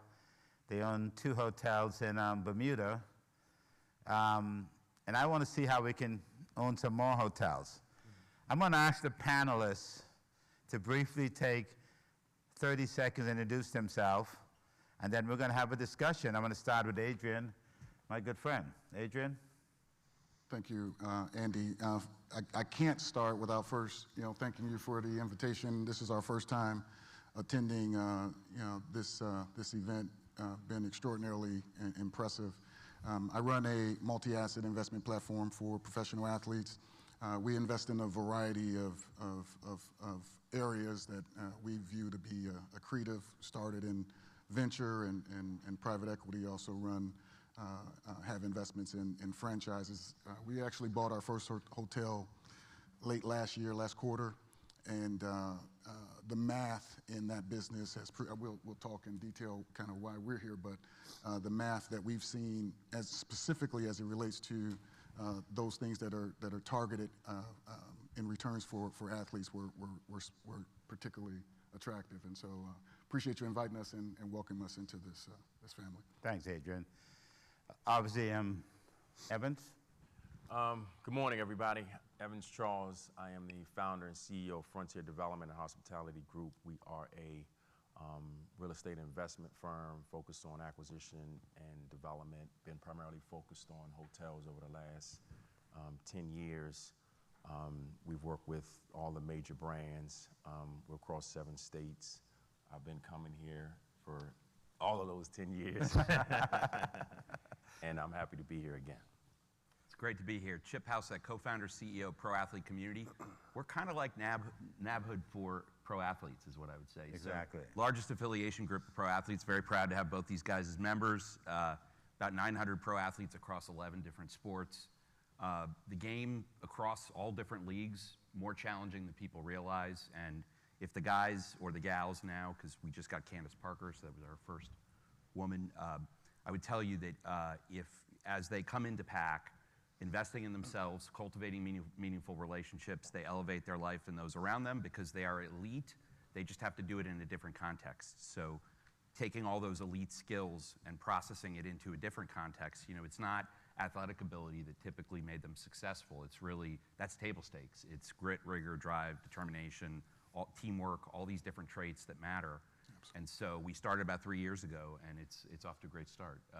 Guys are very active in investing, which is part of the reason that I'm here, including, you know, you got a great project going on in New Orleans, but I'll let you talk about that. Good morning. My name is Jamon Bushrod. I am the founder of the Visualize and Rise Foundation. I was a former professional athlete for 12 years. I've been retired for 6 years now. So I do a little bit of work in media, some stuff with the radio, on the radio with the Dolphins. Do some work on Fox with down in New Orleans with the Saints, which is the team I retired with. But you know, it's good to be up here. I appreciate the invite, and probably didn't see me in the program, but I was a late ad. So it's always good to be here amongst you all. Thanks. Yeah, I'm Mark Ingram II. I played in the NFL for 12 years. This was my teammate. Actually blocked for me a lot and was the reason why I was have a good life right now, so I appreciate you. But yeah, I also won the Heisman Trophy. Just retired. My last season was 2022, and now I'm on Fox Big Noon Kickoff, so that's every Saturday. If y'all want to turn y'all TVs on, I'm on 10 a.m. Eastern on Saturdays. You can catch me on TV talking college football. But just trying to grow and learn as an entrepreneur. And I'm fortunate enough to, you know, I work with Adrian. When he's mentioned investing in Hotel New Orleans, we did that together. He brought that deal on, and it's been good for us. And obviously, Adrian, I know Chip from PAC and Andy, and that's we went to dinner, and everyone was like, "This your dad right here? This your dad right here?" So Andy's my pops, so just great to be here. Just trying to learn, just trying to grow, and that's why we're here. So appreciate y'all. So thank you, guys. And it's interesting that really finding the right partners. And I'm going to ask Evans. I always tell people, nobody can outwork Evans. Nobody has the integrity of Evans. Nobody is going to make sure that you make money, because the one thing Evans does is keep his eye on the bottom line. Evans, when you walk into NABHOOD in the beginning, you got your first partners. You're fine, you're fine. Your first partners. What do you look for in a partner? It's a lot different from what I looked for in a partner back then. I'll tell you that. Change. It's called growth. Yeah. And your first hotel to your rooftop hotel now in 2 seconds. You know, just also a quick connection to a lot of the fellow panelists here. I was a former D1 athlete with aspirations to go to the league. And, but I really, the mindset that my coaches taught me all my life was really what I've been applying to business. I've always wondered why a lot of my teammates didn't adopt that same mentality in life and not just be focused solely on just one thing. So I'm happy to see these brothers investing and doing things of that nature. But when understanding that I didn't have hotel experience, my first partner had to be someone with that experience, because there was no way the banks or I would be able to raise capital to do a deal. So it was actually a Paul Patel, a gentleman that you introduced me to that I actually went to college with. I didn't know him in college or so, but him and his family had owned 12 hotels. But I took that opportunity and I put up my share of the capital. I went 50-50 as far as what we did on the GP side, and I needed to learn. And so I just took that opportunity, and I did all the work. I did way more work than him, but I was getting the education. And from that point, I was able to go and do my next deal, and now I can represent that I have actual operational experience from there. And then, but I also was raising money from investors, and there was a point where I was just taking money from anyone because I was just trying to get a deal done. But one of the lessons that I've really learned in this business is you got to choose your partners wisely, right? Because I've had some missteps along the way. So now I'm extremely critical as far as on who I even want to allow in my deal. And it's a good place to be where I can pick and choose. So it's people that I trust, that I have confidence, that understands that this is an investment. They're not going to call you every week, like, what's going on, where's my distribution? They understand that this is more of a, longer term investment. They understand just how it works, and they're creative partners to us or so. Chip, you pulled a bunch of guys together. I met you when you first came to Thompson's. I think we're at Matchbox, wasn't it? Yeah, you hosted us in Matchbox. And Matchbox is Warren Thompson. His guys are around here somewhere, but they own about 100 restaurants around the country. He's an investor in about 21 hotels. He feeds 45 universities, and we like to sit on his big boat and smoke cigars. But your idea, along with Jamon, who I understand the reason why you formed PAC was because of Jamon. This guy. I'm going to ask you first, Chip. Tell us what PAC does, and Jamon, I want to ask you why was the idea of that PAC coming up? Exposure breeds expansion, and the men and women that are in PAC are entirely elite and have been in a lane. My lane, I got into startups right out of college, and this is my 4th education start. You probably heard of Hooked on Phonics, but honestly, the one that changed my life was not Hooked on Phonics, a company called 2U that you probably never heard of. I got it to about $1 billion in revenue, took it public, was a public CEO for 10 years. I don't say that to boast about the story. It's just my story is a startup lane. And I sit in the audience at PAC when we're doing our events for the guys, and things like hospitality are up on stage being presented, or real estate, and I'm sitting in the audience and I'm like, wow, I'm just a sponge. At 54, I'm learning, and I'm listening, and you never stop learning. And so players go through a remarkably challenging experience that people really don't process. I mean, there's a corporate layoff every Tuesday in the NFL. It's brutal, not just on their bodies, but during the time when they're playing, they're told they're not serious if they're doing anything but football or basketball or whatever it is. And so, but what we found is the elite skills directly transfer, just great people around them. One of the reasons I'm here is we would love to have mentorship opportunities in this space. So if you're interested in mentoring some pros, please get my contact information. We would love to have you either mentor pros or activate at your local, because we've got 900 folks now, so it's really all across the country. So I met Bush because I'm a huge football fan. I love the game, and I was in my seats at Hard Rock. Really good seats. Yeah, they're good seats. But what's funny about that is, truthfully, we love that networking is part of what we teach in our programs. It's a learned skill. People generally aren't good at it, and pros tend to think they're the only ones that aren't good at it. And you realize everybody finds it stressful, so you can teach it. And so we teach it in the programs, and it's really effective. So we love that the story of PAC happened because this guy networked. So on the field, in the pregame warm-up, we started chopping it up. We hit it off. After doing this 4 or 5 times, we're now talking about life, not about football. He gets involved in my company. His wife and my wife hit it off. Next thing you know, he calls me one day, and he's like, there's a guy at the Miami Dolphins doing stuff for guys in the off-season, educational work. Would you meet him? He's now my co-founder, and it's all because of this guy. And so, Caleb, my co-founder, said, hey, if we don't figure out how to take this out from a team, we're never going to change the narrative of the former pro athlete. So very proud to know him. He's amazing. Now he's on our board. And, I think, I've done some stuff in my life, but this will be the most important thing I do. It's the fact that no one's done this yet. Obviously Mark and Jermon come in elite on the field and elite off the field. Some guys come in real bad shape. We're going to take care of everybody. We're going to take care of the guys that we're superpowering, and we're also going to take care of the guys that are coming in from a dark place. So it's been a blessing. It's been great. So, Bush, what was the impetus?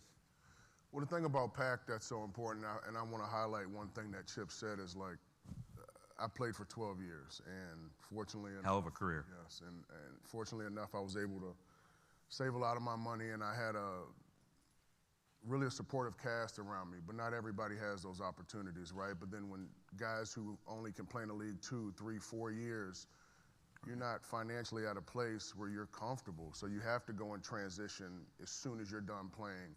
That's the great thing about PAC is they meet you wherever you're at, and they do a great job of trying to help you figure out, well, which lane or which lanes would you like to navigate in? And I think that is so important for us professional athletes or former professional athletes, because when you're in it, you don't really realize how little of a bubble you are in, and then when the game is taken away from you, it's like reality hits you, and you got to learn how to develop other skills. Talking about networking, we don't do it, so I didn't do a lot of networking. That was probably my biggest network opportunity that really formed and came to fruition into something just based off of one phone call. But the good thing is, like, I think God, put me in Miami for a reason in year 10 of my career, because I wasn't thinking about what my life outside of football was looking like until I got to be with somebody like Caleb Thornhill, and then getting to know a guy like Chip, and then, again, making those connections. And I sit back in the crowd in rooms this size or a little bit bigger and just see the impact, right, that it's having on these guys' lives. And I think that's what's so important when it comes to, one, being a successful professional athlete, but then outside thriving as well, not just with your career, but with your family, just having the right people around you that's really looking out for you, So PAC does a great job of creating that quote-unquote locker room outside of that locker room once you do take that helmet off or you put that ball back on the shelf. So PAC has been extremely impactful, like he's saying, through so many people's lives. No matter where they are, they're going to meet you, and they're going to help guide you to where you need to be. Perfect. Adrian, you and Mark, you put your toe in the water, now you want to jump, hold speed. And I thought PAC, NABHOOD, great fit, putting them with guys like Evans and other guys around all the brands. And by the way, Hilton, Marriott, Wyndham, Choice, Hyatt, Red Roof, we have partnered with all the brands for a very simple reason. There's a segment in this business that we can find the space to operate. Adrian, you went to your first Choice meeting a couple months ago. You and Mark decided to get into the business. I want to hear first from you and then from Mark, why the hotel business. Evans has graduated from the hotel. He's now doing multifamily, he's doing mixed use. So there's a huge wide field that you take off and you can end up at. But you and then Mark, or collectively. So two things. One, I know my job here, right?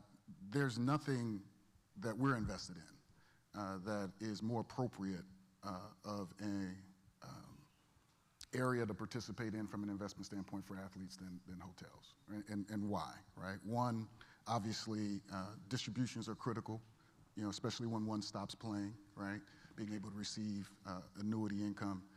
Two, obviously, real estate or commercial real estate appreciation is still, 3 points higher than the S&P, and there's no sign of that falling off. I was telling guys earlier that even tax value, right? Accelerated depreciation is something that is uniquely valuable to athletes because they're paid as employees, right? So taxes are extracted out. But all that aside, so the answer is this is a good place, and I'm committed to building a bridge here for NABHOOD into the space and working with Chip and the other guys. But the theme here that you hear is education, hard work, right? Focus, determination, discipline. You can see it, you can feel it, you can hear it, and those characteristics, right, are not just important for success, obviously in business, but they're exemplified, obviously in the athlete world, right? And so transference is really not that hard. You can teach someone technical and operational skills over time. I can't tell someone not to quit, right? I can't tell someone not to give up, right? To continue and to persist and to fight, right? And so our team, we invited a bunch of guys that had the same fire, right, to learn on the business side, like Mark, and we made them partners, right, in what we were building. Mark is a general partner. He's a co-managing partner of the hospitality fund that we launched, and he gets the calls. It's one thing to say, you know, I respect you, and, you know, I like you, right? It's a whole other thing when you get in the huddle and you start working together. You start learning who he's dealing with, right? And he gets the text messages and the calls, and he sends them right back, right? That's the part of this that I enjoy, right? It's the team building, the teamwork. It's the telling of a story in a way that allows for you to build something substantial, right? It's a lot of ways to make money, right? But if you can make some money with people that you actually like, right? Do it in a way that has some character, right? And extract that for yourself and extend that to others, right? It's pretty valuable work, right?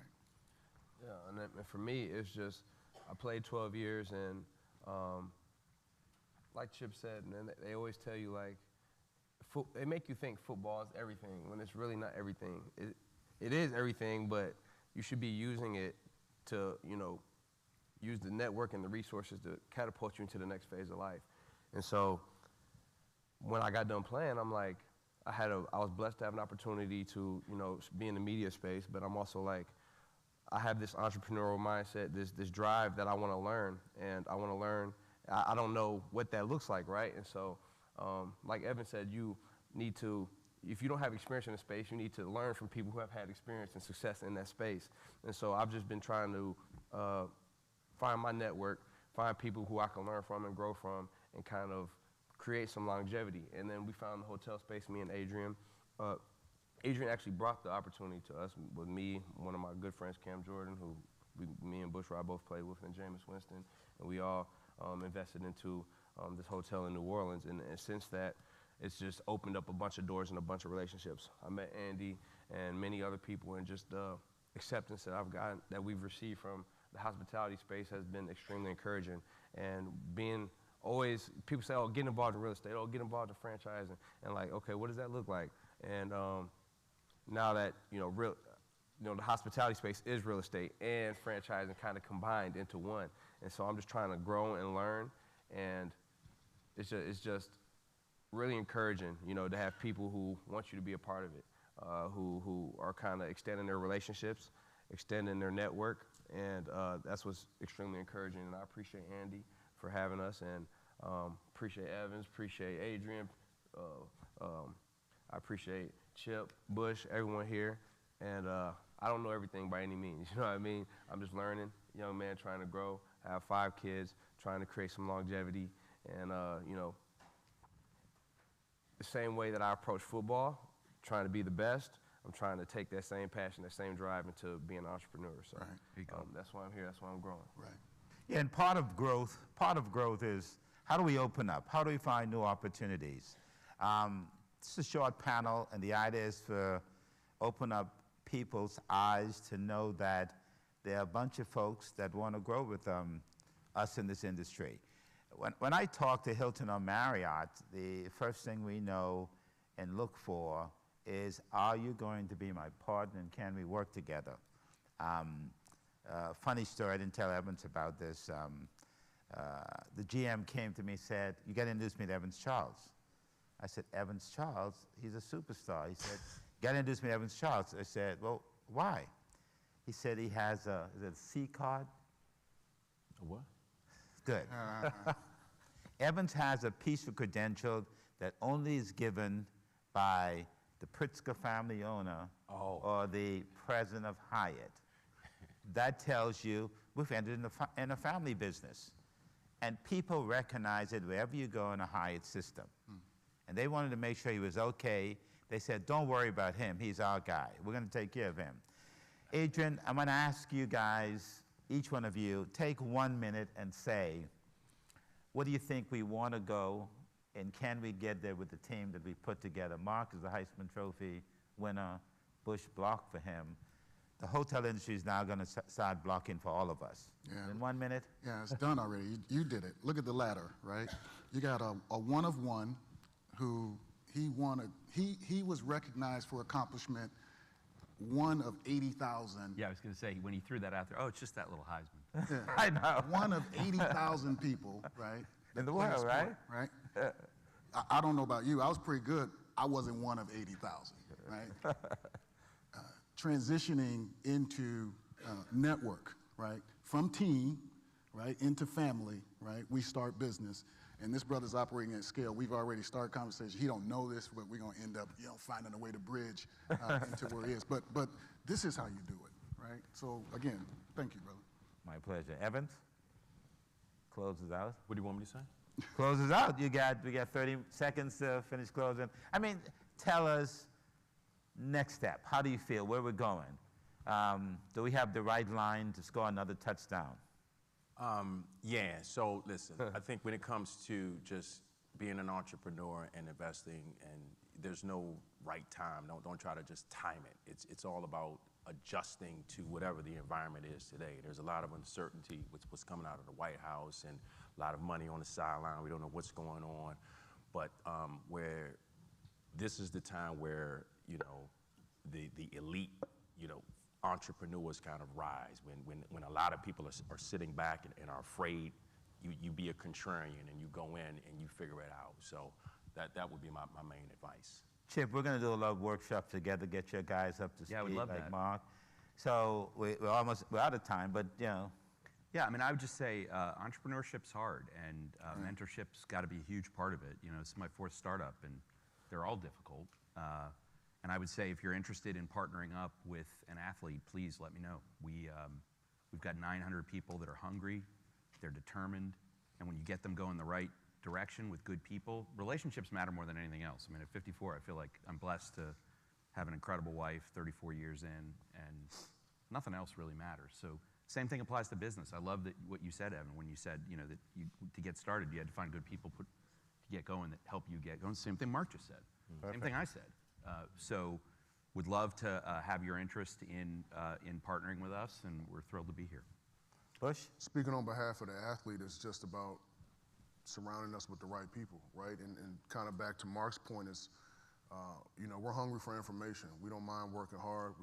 You can criticize us. You can tell us we're doing something wrong. At the end of the day, it's really not going to affect us. We're trying to figure out how to get to our end goal, and it's always still a process. I mean, I'm 40 years old, but I've been part of, let's say the real world here for the last 6, and it's an adjustment for everybody, whether you play 2 years, whether you play 12. Like, the longer you play, sometimes the longer that adjustment could be, but it's always about understanding where we want to go as athletes and really teaming up with the right people. Chip said it best, right? It's about relationships. And if we can't build a relationship together, it's going to be hard for us to really grow together, as people and our finances, but at the end of the day, it's just all about how you're connecting with the people around you, and I think that's the most important thing. Perfect. Mark? I mean, everyone says such amazing things, but I think at the end of the day, like you said, it comes to your network, it comes to your relationships, and it comes to trust.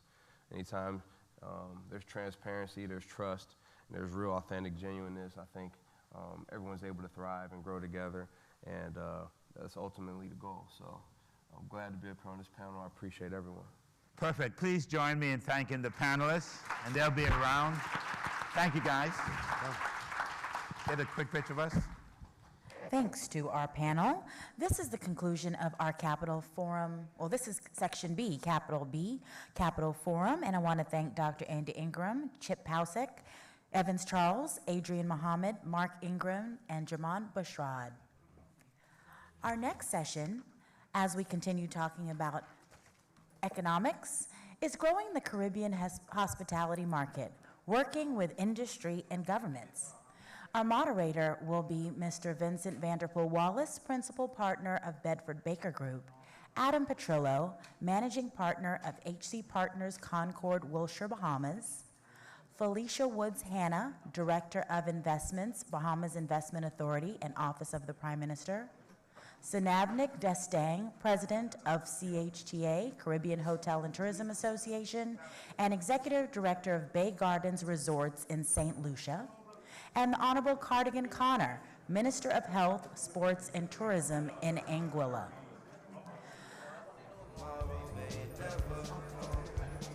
For you or me, life